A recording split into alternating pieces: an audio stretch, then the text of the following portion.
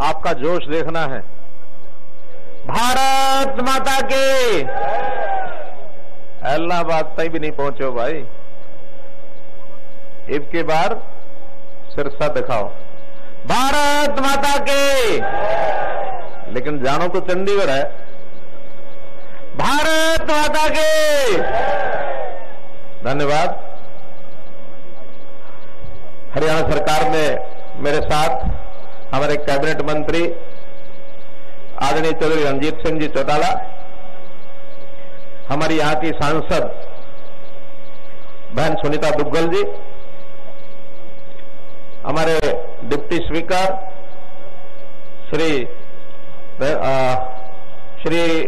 रणवीर सिंह गंगवा जी, प्रत्याशी हमारे होने वाले इस इलाके के विधायक भाई गोविंद कांडा जी,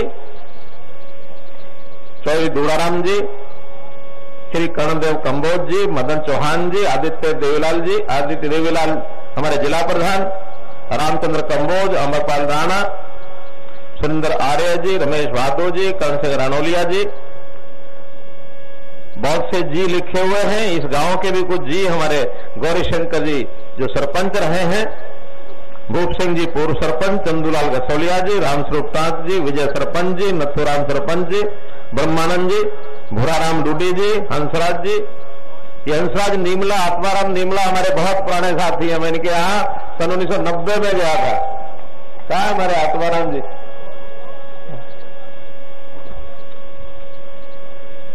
मैं इन गामा में आया हूं, आज पहली बार नहीं आया।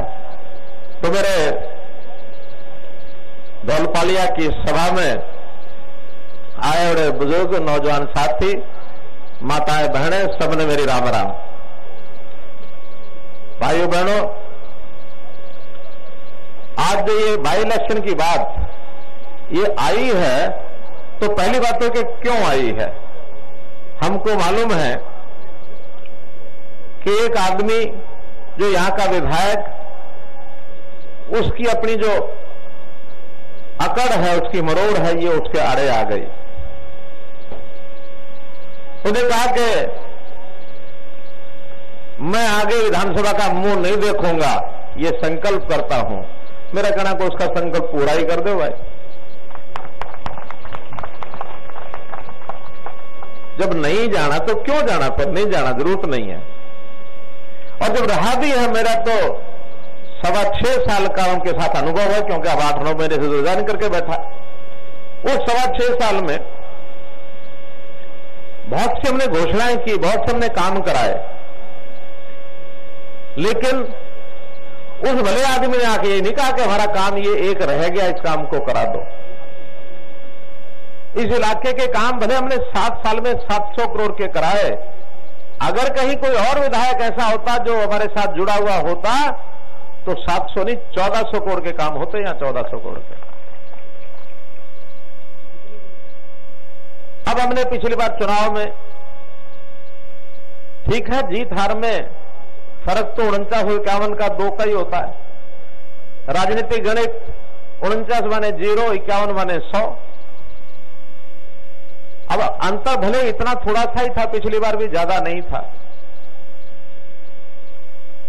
लेकिन इसका मतलब नहीं है कि यहां के लोगों ने हमें वोट दिए नहीं। उस समय भी बहुत बड़ी संख्या में वोट दिए, लेकिन इस बार इतने वोट देने हैं। पिछली बार तो सरकार किसकी बढ़ेगी ये लोग दोनों सोच के वोट दिया होगा, क्योंकि हर आदमी कहता है मैं जिसको वोट दे रहा हूं सरकार उसकी बढ़ेगी। तो यहां जिसने इनेलो को वोट दिए, अभय सिंह को वोट दिए, उन्होंने सोचा शायद उनकी सरकार बनेगी, और रह गए 90 में से 1। और वो भाई 1 भी गंवा बैठा। कम से कम 1 बैठा रहता तो आवाज लेने वाला कोई तो होता उसका, लेकिन गंवा बैठा। इस बार आपने वोट सरकार किसकी बनेगी इसके लिए नहीं देना है। इस बार वो असमंजस नहीं है कि सरकार किसकी बनेगी, सरकार तो बड़ी बढ़ाई है। अब तो वोट आपने देना है कि हमने उस सरकार में साझेदार शामिल होना है या नहीं होना, इसलिए देना ना। तो बोलो, आप सरकार में साझेदार होना चाहते हो या नहीं चाहते हो? हमारी बहनें माताएं बताएं, साझेदार सरकार में होना चाहते कि नहीं होना चाहते? होना चाहते हैं ना? अब क्यों होना चाहते हैं? आखिर तो आपको अच्छा लग रहा होगा तभी होना चाहते हैं। 7 साल से केंद्र में नरेंद्र भाई मोदी की सरकार चल रही है। कितने ही काम उन्होंने हमारे लिए किए। हर गरीब आदमी के घर पर, यानी उसके सिर पर छत हो, ये काम उन्होंने शुरू करा दिया है। हर एक रसोई में गैस सिलेंडर पहुंचना चाहिए, ये काम उन्होंने शुरू करा दिया है। मुझे लगता है कोई गांव की रसोई ऐसी नहीं होगी जिसमें गैस का सिलेंडर नहीं होगा। और नहीं हो तो अभी पर्ची ले आओ, 48 घंटे के अंदर अंदर, हालांकि आचार संहिता है लेकिन ये हमारी पहले की घोषणा है, नई नहीं है, कि 48 घंटे के अंदर अंदर कोई भी पर्ची देगा उसके घर में गैस का चूल्हा पहुंचेगा। आज ही अधिकारियों को फोन हो जाएगा। और इस बार नई एक बात कि 1 नवंबर तक अगर किसी के घर में पानी का कनेक्शन नहीं है, आज ही बता दो, दिन सिर्फ 3 है, ये भी घोषणा पहले की है, नई नहीं है। 1 नवंबर तक सबके घर में नल, पानी का नल रसोई में ये पहुंचेगा। नहीं किसी के घर में हो तो बता दो। अभी कौन है जिसके घर में अब नल का पानी नहीं पहुंचा है कोई? एक भी नहीं है। सबके घरों में पानी का नल पहुंच गया, बिजली का कनेक्शन। और 5600 गांव हरियाणा के ऐसे हैं जो पहले कभी किसी राज्य में आज तक नहीं थे, जहां 24 घंटे बिजली जाती है। आपके गांव में 24 घंटे आती है कि नहीं आती है? आती है ना? 5 साल 7 साल पहले जब हमारी सरकार नहीं थी तब आती थी क्या? नहीं आती थी ना। हर गांव में 24 घंटे बिजली दे रहे हैं हम। और हमारे चौधरी रणजीत सिंह जी पावर मिनिस्टर हैं, ये गांव गांव में जाकर के ये बात करते हैं। हाँ, थोड़ी सख्ती भी करते हैं, चोरी नहीं करने देते किसी को। अभी 2 दिन में भी छापे मरवाए, 20-22 हजार लोग पकड़ लिए चोरी वाले।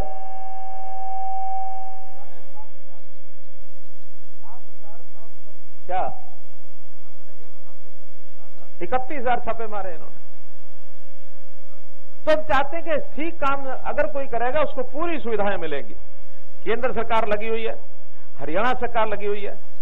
7 साल में आपने पुराने आदमियों ने अनुभव किया होगा कि पहले जो सरकारें होती थी, लूट खसूट की सरकारें, दबंगई की सरकारें, भ्रष्टाचार की सरकारें, नौकरी के लिए भी अपने पिताजी को बाबू कहते थे, बाबू 1 किला बेच, पैसे दे, नौकरी खरीदूंगा।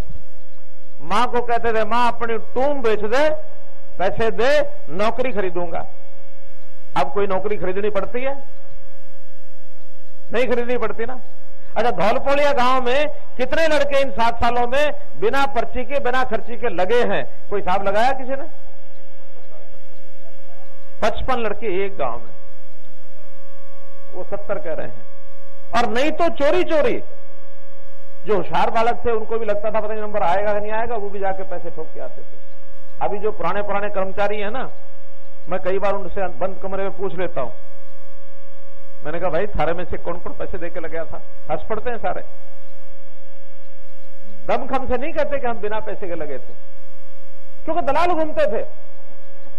हमने आने के बाद ये धौल कपड़िए, सॉरी, ये गांव का नाम क्या है? धौलपाड़िया। धौल कपड़िया तो नहीं है ना? धौल कपड़िए जो धौले कपड़े पहन के राजनीतिक नेताओं के आगे पीछे घूमते थे, दलाली करते थे, उनके सबके खुट्टी पर टंगवा दिए। कोई अब दलाली नहीं मांगेगा आके।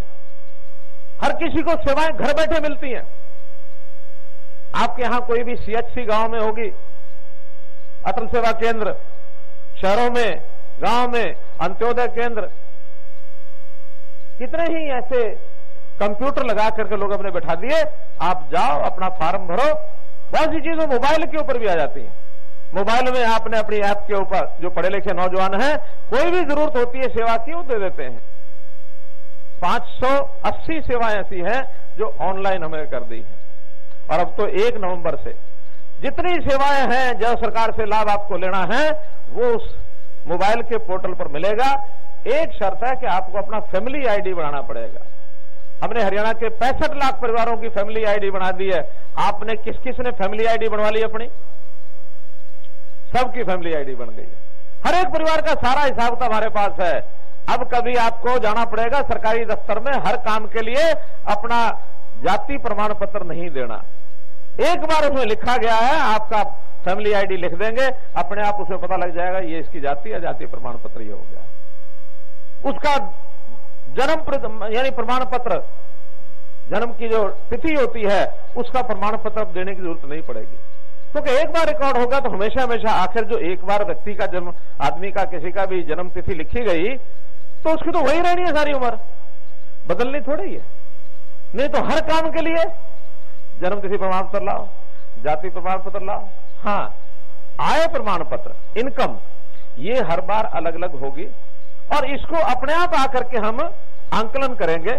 सरकारी अधिकारी आएंगे, प्राइवेट लोगों के जिम्मे भी लगाया है, पड़ोसी भी आके पूछेगा कि भाई तेरी कितनी आमदन है, दर्ज कर दे। और जो लोग 1 लाख रुपए नीचे के साल के आमदन के हैं, उन परिवारों की आय बढ़ाने के लिए हम क्या कर सकते हैं, हर एक डिपार्टमेंट हमारा सोचेगा।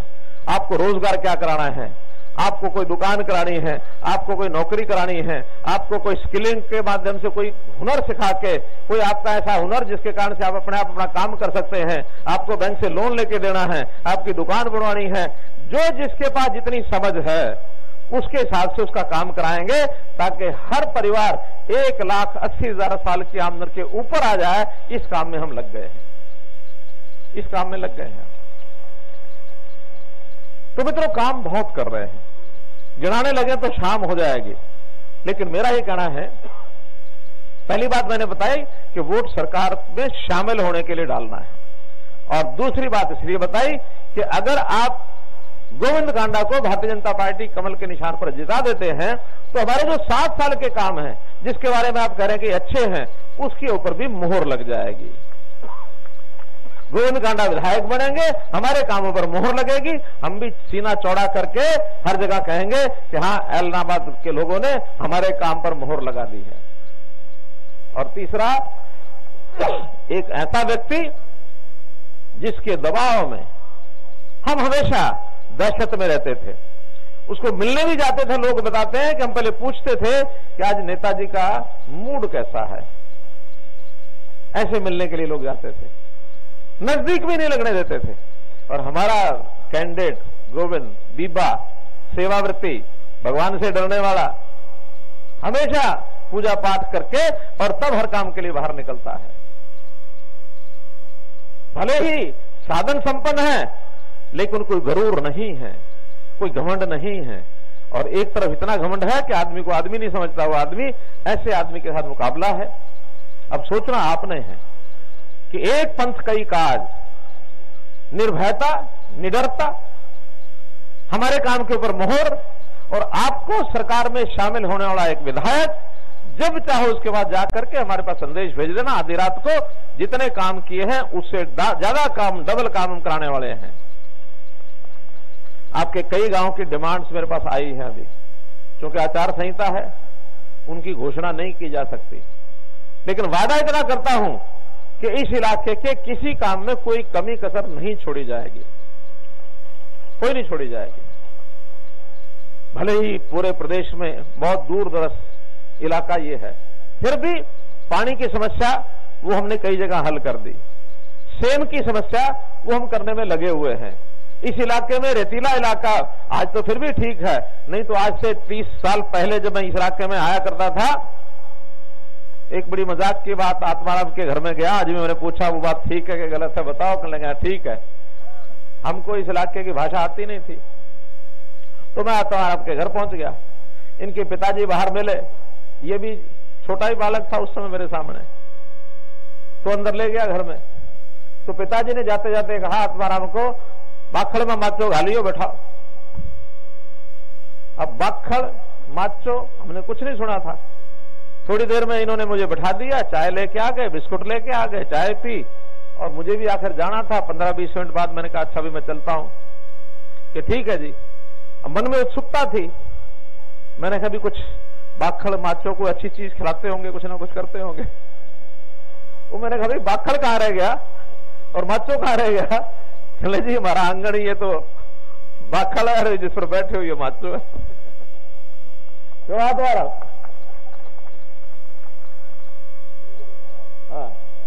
यही था ना? क्यों आत्माराम? आत्माराम हंसराज? हंसराज यही था ना? यही बात थी। चलो शाबाश। तो इसलिए निमला की ये घटना है, काशी का वास, निमला, दौलपालिया, ये सारे गांव मेरे उस समय के देखे रहा। खैर बात लंबी ना करते हुए मैं आपसे निवेदन करता हूं कि आप सब लोग, खास करके थोड़ा जो गरीब समाज के लोग हैं, उनको किसी प्रकार का भय नहीं खाना है, निडर होकर के इस इलाके में रहना है। और कोई आपको कभी भी कुछ कहे जाए, संदेश भेज देना, 3 साल की गारंटी तो मेरी है।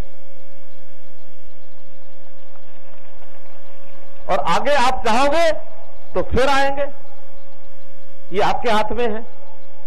आखिर जनता जनार्दन चुनाव के अंदर उसी के हाथ में सब होता है। लोकतंत्र में जिसको अच्छा लगे वही अपना चुनो, अच्छा न लगे उसको दूर कर दो। निर्णय आपने करना है, अपील हमने करनी है। मैं पुनः अपील करता हूं कि हमारे गोविंद कांडा जो हमारे प्रत्याशी हैं भारतीय जनता पार्टी के, कमल के निशान के ऊपर, जजपा और भाजपा दोनों मिलकर के गठबंधन के नाते, वैसे तो तीसरी पार्टी भी सपोर्ट कर रही है, हलोपा भी एक पार्टी है, गोपाल कांडा हलोपा से है, ये जजपा से है। घर घर में अलग अलग विचार हो सकते हैं, लेकिन फिर भी मिलके और सामंजस्य से, तालमेल से चलेंगे। यही बात आपसे कहनी है। आप सुबह से बैठे हैं, मैं आपसे माफी भी मांगता हूं, क्योंकि समय आपको सुबह 10 बजे 10:30 बजे दे दिया गया था, लेकिन बाद में कार्यक्रम में थोड़ा बदल हो गया।